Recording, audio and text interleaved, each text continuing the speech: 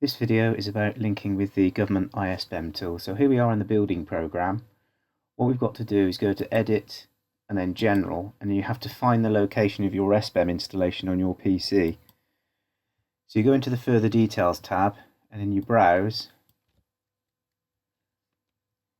pick the location of your NCM folder, and then you have to select the jurisdiction you're looking at. So if we go for England, you then select the folder and the ISBEM MDB file. That then allows you to select the building type, and that will then reveal all of the activity level and data sets when you go into the room profiles and using the global room editor in order to select the profile. So if we go into a typical room space, we click on the profile and then go into the Part L option. This is where we can set the activity level. So being an office, we'll say it's a generic office area.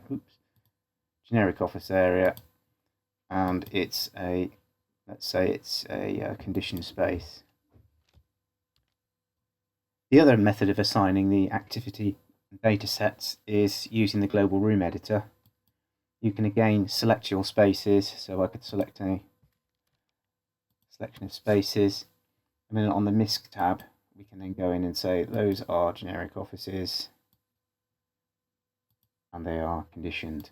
So this allows you to apply the activity and the status either on an individual basis or by grabbing groups of spaces and applying them. This will then allow you to export to the government SBEM tool to perform the level 3 assessment.